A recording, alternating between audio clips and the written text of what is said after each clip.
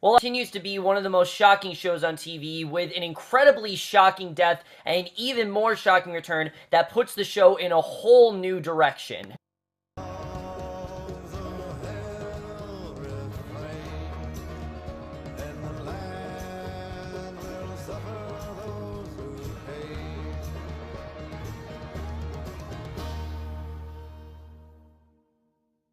Hey guys, come out for the season premiere of Outsiders, Season 2, Episode 1, and Through the Three Shall Save You, and I was definitely really looking forward to this episode, especially after the way the finale ended last year.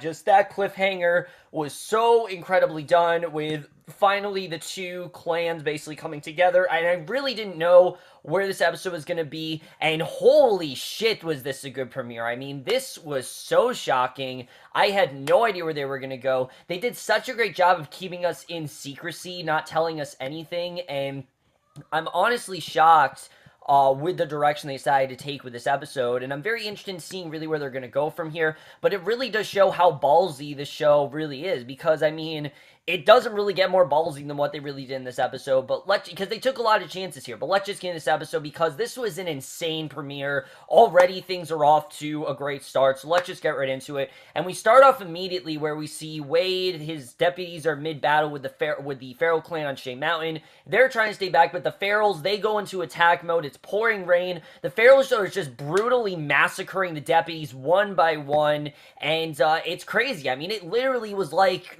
Game of Thrones. I mean, this was insane to watch, and Gwyn has been squaring up with Sheriff Houghton. We see before that Ned tries to tell Wade, tries to warn Wade and tells him to go, to look out, but Gwyn then corners him, draws an arrow directly into his direction. She releases it, and it actually hits him in his eye right before he falls to the ground. I'm like, there's no way this is real, and of course it is revealed to not be real, and with other shows, I'd say that this was, a dumb thing to do, that they could have easily gone in this direction. I mean, this is exactly the problem that people had with, I'm just comparing it to Twilight Breaking Dawn, because that's the only thing I have, at hand to really think about. That is a movie where, they had this huge battle and then turn out to all be a dream. It works here because we know that Wade is someone who is constantly haunted by visions, and he has a lot of problems with, questioning his reality, and we know a big part of last year are his moral values. That's something that he, is very important to him. You definitely see that here. He wakes up in a hospital bed, and we found out that that was all a dream or a hallucination. There actually was no lightning storm. There was no battle of epic and brutal proportions. In fact, what actually happened is even more tragic, is that Wade, instead of, trying to stay back, which he did, which they did a great job in that scene of showing that Wade is the one to not get involved, that Wade's the one to stay back and just see how things go. Instead of doing that, though, he actually ran away from the Ferals in fear, and he fell and knocked himself unconscious, and that is actually where he's led to. And Wade, by far, has one of his best episodes by far. I love the direction they're going with him. It perfectly shows how unpredictable this was really going to go. They could have easily opened with a huge, brutal battle scene, but because that didn't actually happen, it just heightens the tension, knowing that that could eventually happen, knowing that we probably are going to get to that point at some point in the show. It's just not yet, and it makes things that much more intense, knowing that, Wade is even thinking about these kind of things. So back on Shea Mountain, Gwyn is already facing some difficulties as the new Brennan, and I was surprised, honestly. I really thought that Gwyn would, settle into this role pretty easily, and it would be a pretty simple transition for her that'd be really relaxing, but it's not. I mean, being the Brennan is not, easy to do. It's hard work, and the Ferals are divided and arguing over what should be done regarding the coal company. Some feel they should attack, some feel they should do nothing, and I like that. I like that they're not all on the same page here. They really don't know what to do, because, last year, the coal company, yeah, they were there, but they weren't, they didn't corner the, they didn't corner the Ferals like they did. They didn't try to, they didn't actually physically go to them. Sure, they went out of town and sometimes they saw them there, but they didn't actually have that huge looming fear that they do this season, and she orders the clan to stay up on the mountain, as that is the only way to ensure safety. This is their land, they're going to make sure it's their land. Just by standing there, that will give the, coal company a reason to leave. So this does not at all sit well well with the group. They really don't think it's a good idea. And she tells Lil Foster they need to go on a mission to find the missing body of his father, Big Foster. Because, of course, we think that Big Foster's dead. I say we think because of the ending. We'll get to that. But he begins to search the mountain and, using his tracking skills, finds himself face to face with a hunter from the town. And the hunter says that he respects the Ferals and means no harm. In fact, he actually offers a suggestion that perhaps the body is in a hospital in town or the morgue. So this guy, you can tell, actually does genuinely want to help him. He's not associated with the coal company. And I like that we saw for the first time a human that doesn't hate the Ferals. Now, yes, Wade definitely isn't, completely against the Ferals, but he's just scared of them. This guy, though, genuinely wants to help the Ferals. He actually isn't someone who is against them. I thought that was kind of surprising to see. The only character we've seen like that is Crake, and Crake, of course, is dead. So he offers to give Lil Foster a ride to go check it out, and Lil Foster accepts, and I'm already getting the sense Lil Foster's going to have a lot more to do this season, and that's something I'm definitely happy about.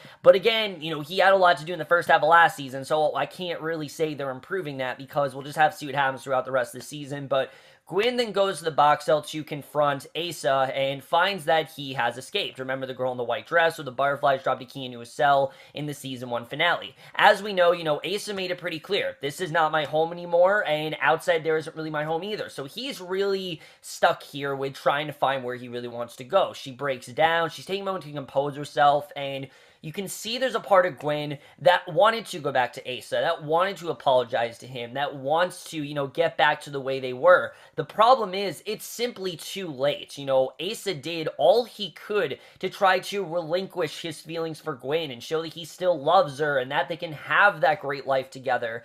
But Gwyn didn't reciprocate the feelings. She didn't act like she wanted anything from him. And now at the 11th hour, realizing that she really does still like Asa, at least that's what I got from this, that she still does have feelings for Asa, and she actually does want to help him. It's just too late, and she's already made her choice, and being the Brennan has really given her a lot more difficulties than she thought of, and I like that Gwyn is going into this very difficult position that I really thought was going to be, easy for her, but you can tell is already a lot harder than she thinks it is.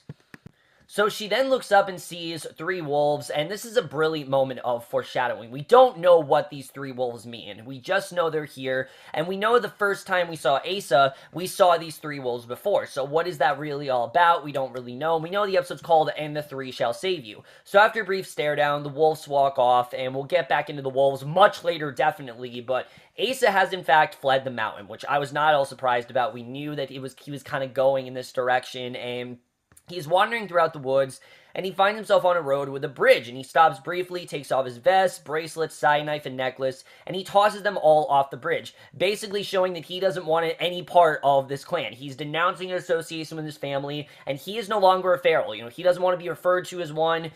His last name may be Feral, but he is not in any way a Feral. He is his own person with his own values. He wants to be a normal person and and choose his own destiny and not have a predetermined one because of him being a Feral. He doesn't want any of that name attached to him. He just is a Feral, and that's just, who he is and everything. So I really did like Asa going in this direction. It was a very daring direction to take him, but it makes sense, definitely. Asa, ever since he's returned, he's always been a different kind of person. He's always kind of stuck out from the rest of the Ferals, and it makes sense why he's going in a different direction, because he really does not fit with them anymore. So Wade has become the laughingstock of the town, we definitely see. Everyone's kind of laughing at him for what he did, and walks into work. He finds Haley from the coal company chatting it up with Matt Myers, an emergency manager appointed by the governor, and these two immediately clash.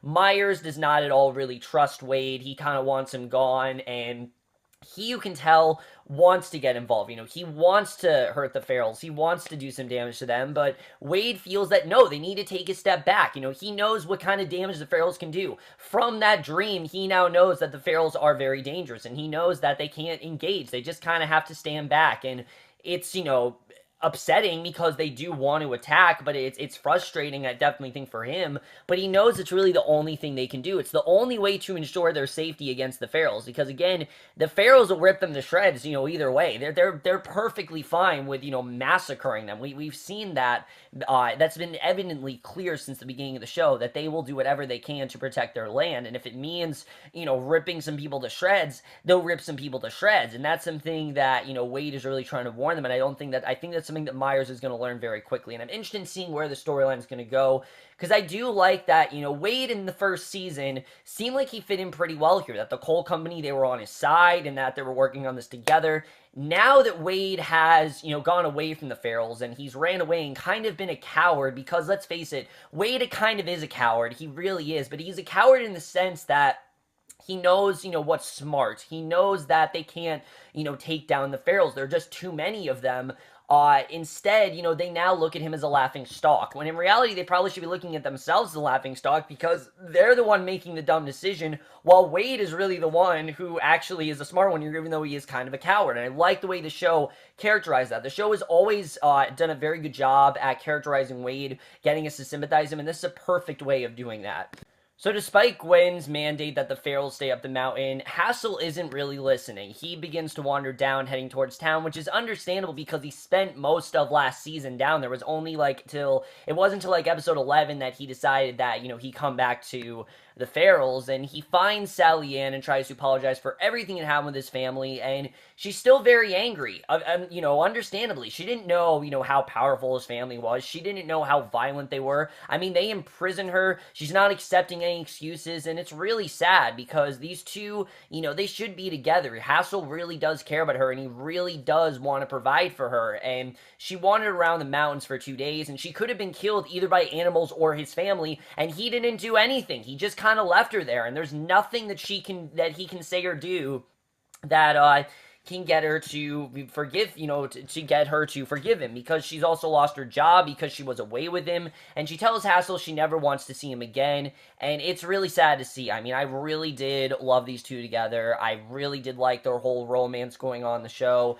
and it's sad, too, because Sally Ann genuinely did care about Hassel. Hassel genuinely cared about Sally Ann. She was one of the few people who didn't see Hassel as this monster. She actually saw him as a good guy, but now that she's seen what his family is like, now things are going a little bit more south for them, and things get even worse when later on in the episode, Sally Ann's in the bathroom at her home. She walks over to the counter and picks up a pregnancy test, we see, and it's positive. So definitely Hassel and Sally Ann are not over. They're gonna come back in some way. There's gonna be a way for her to, get through to him and tell him, what's really going on, and obviously, she wants to be done with Hassel, but she's not, so she's in a panic. She runs outside for air, finds a wooden carved bird in her front porch, which Hassel had left for her, so clearly I think he knows that, she's gonna come back at some point, and he wants to try to rekindle their feelings, but I don't really know if that's gonna work. Now she has this baby, though. This is a very interesting development. We're gonna have to see where that's gonna go, because I think that definitely is gonna be very interesting to see what happens with that, so definitely interested in seeing, what happens with Hassel and Sally Ann. Definitely very interesting there.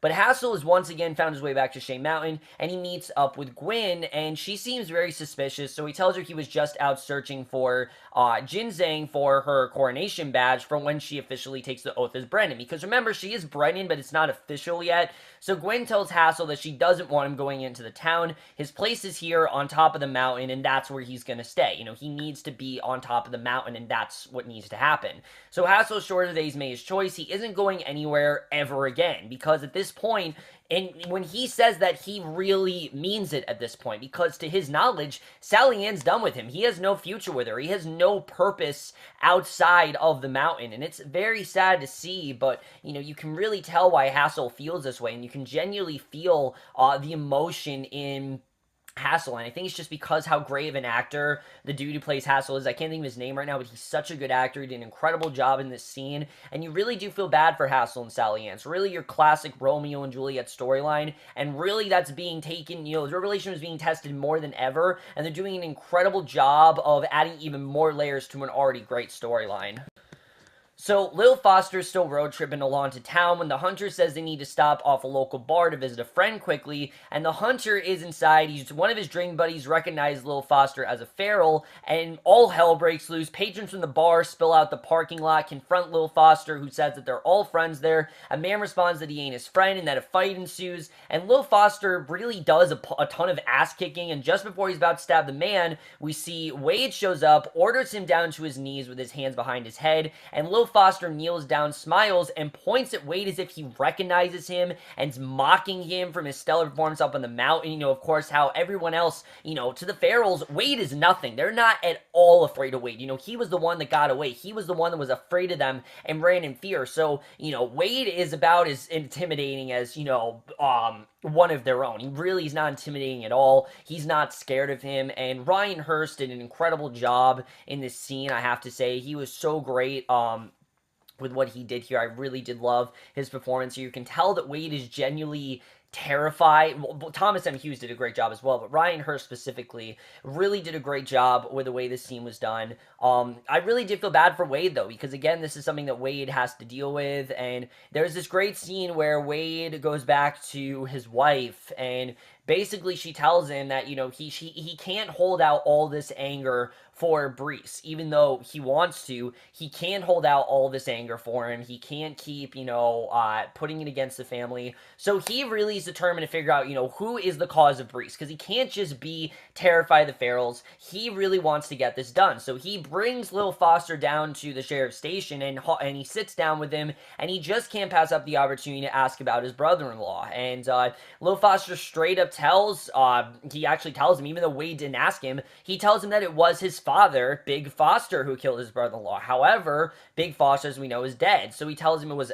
Asa who killed him because, you know, Asa's still out there. He needs someone to die, to get killed. He doesn't want to, you know, himself to get killed. So he says Asa's the one who did it. And Wade believes Lil Foster, sees him as being an honest man. However, he decides to keep him in custody for the time being. I'm guessing to pry more information out of him, but also to, I think, feel satisfied that he actually caught a Farrell and that he actually was able to apprehend one, which he hasn't been able to do yet. You know, so far, he's either ran away in fear or he's just done nothing. And this is the first time where he's actually apprehended a Farrell. And it's a genuinely satisfying moment. Even though we're rooting for the Farrells, we're rooting for Wade just as much to conquer his fear of being terrified of the Farrells and finally getting this solved. And it really seems like this season he is finally going to solve what happened to, you know, his brother-in-law, who is the real target of it. And, you know, they think that Big Foster's dead. So we'll get to what happens there. But now we get to the stuff I know you guys really want to talk about because of where the episode goes from here.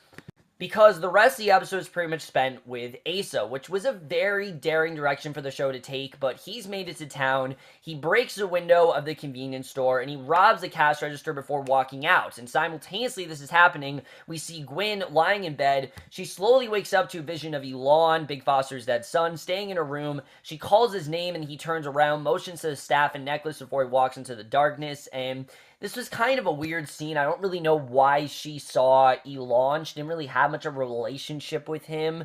But he's signaling for her to take the oath and become Brennan. And I don't know if when you're Brennan, you just see visions of dead people. If that's just like a thing that happens. But it's happened with, you know, Lady Ray. It's happened with Big Foster. And now it's happening to Gwen. And hopefully Gwen takes this a lot better than Big Foster did. So she decides she will take the oath that night, begins to rouse the elders to do so, to take this oath, and basically she's going to become the Brennan. You know, she's going to do whatever she can to do that, and I like that she is going in this direction. So I thought it was definitely interesting to see. But Asa then approaches a drifter warming himself after a trash can fire and asks if he can too get warm. And the drifter knows that he doesn't look like a townsperson. He doesn't look like a drifter, which that perfectly describes Asa. He's not, you know, he's not someone who lives in the town, but he's also not a mountain man. He's somewhere in the middle, which is just in this world, there isn't anyone like that. The only person I can really think that's like that is Hassel. Hassel's someone who's very in between in that way and very much both, but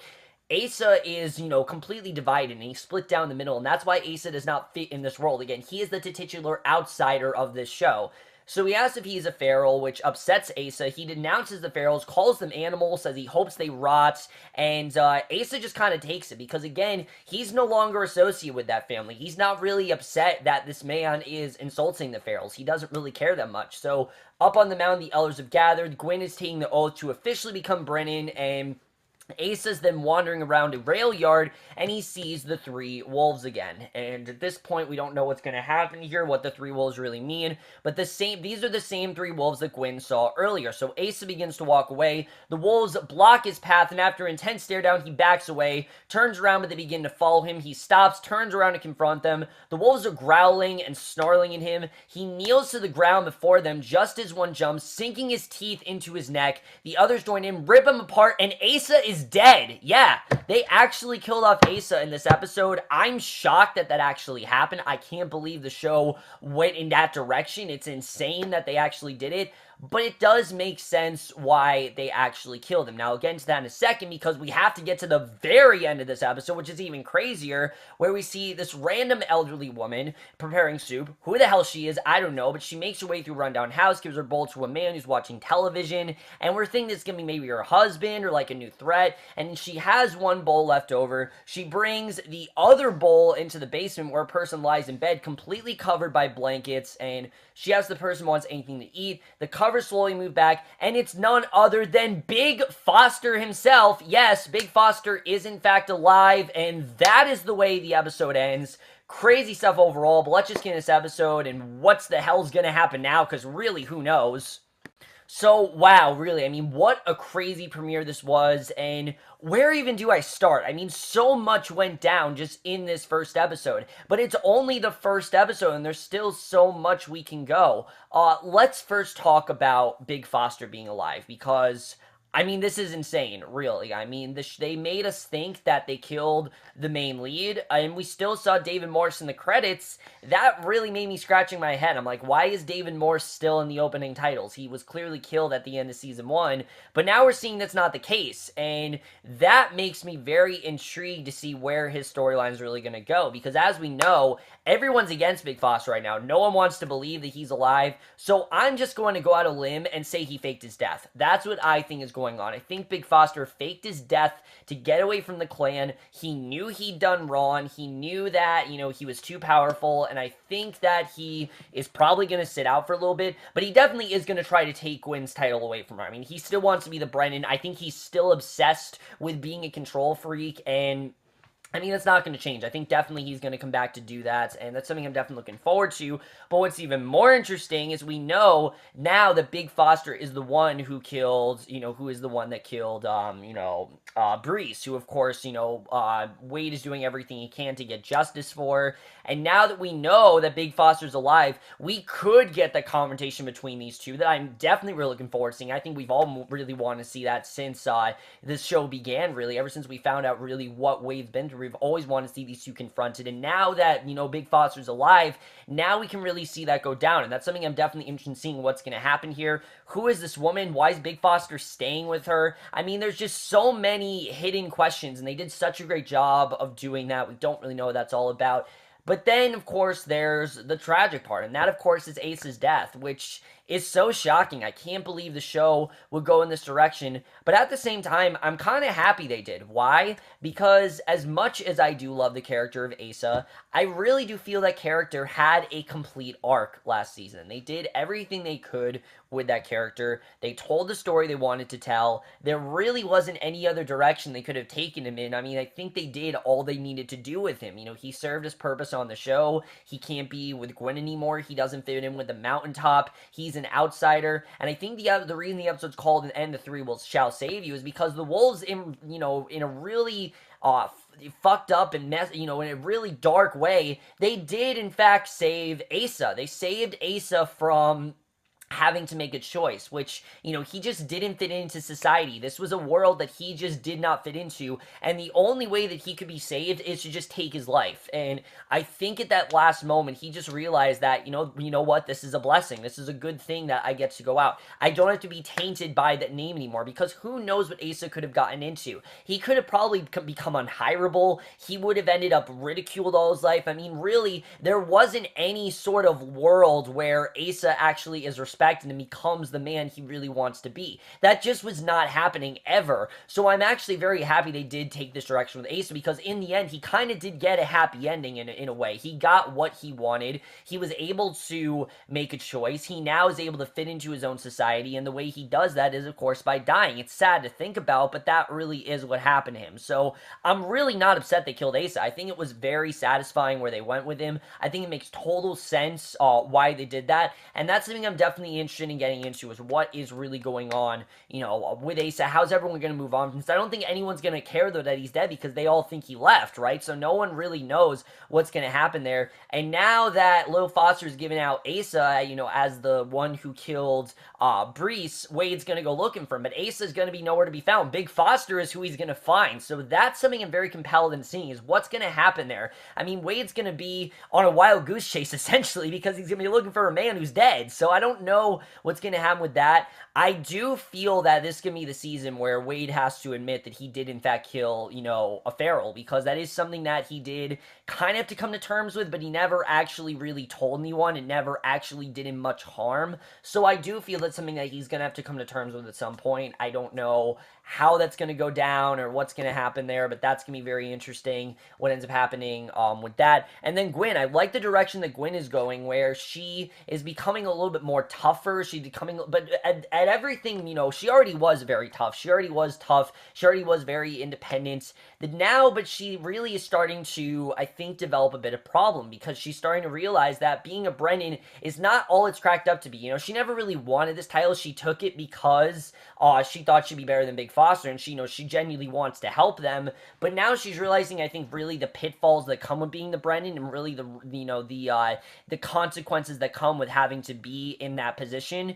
And it's something that she's not really ready to face, and it's very understandable why. I mean, you can't just say, no one can, not anyone can just be the Brennan. That's something we've established very well in the show, and that's something that Gwen already is having a huge problem with, is what is she really going to do as the Brennan? What will be her first act? That's something I'm definitely interested in getting into, is what really is going to happen with Gwen on the show. I can't wait to see where that's going to go. The whole thing with the visions, I don't really buy. I don't know why she's seeing visions just like Big Foster's, because if we're going in the direction where Gwen goes down a down spiral, I don't want to see that show. I want to see Gwen prevail. I want to see her become a good Brennan. She'd be great as a Brennan. I get why she's struggling now, but I want to see her ultimately prevail. I don't want to see her have that title taken away from her. It just would not make sense with the direction they were going last year. So I really hope that they are trying to take her into a direction where she's going to try to get the title and become Brennan and become successful, rather than have it taken away from her by Big Foster. I hope they're not trying to do that, because it would feel like we're going in circles. It really would, and I hope that's not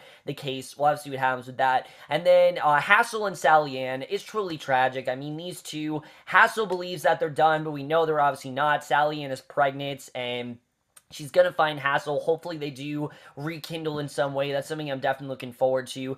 I was genuinely sad to see the relationship fall. I'm interested in seeing what's going to happen there, how they're going to build that up again. And I guess the only thing to talk about is Wade and this guy Myers. Myers and Wade are clashing a lot. They both want very different things. What's going to happen with them? Is Wade going to get through to Myers? Is Myers going to get through to Wade? I mean, we don't really know what's going to happen there. But overall, guys, this was an incredibly ambitious premiere. I think this was such a fearless premiere, really. It was so confident. It was really fearless. And it really showed the show is not afraid to do something big just in its first episode. Something completely out of the box.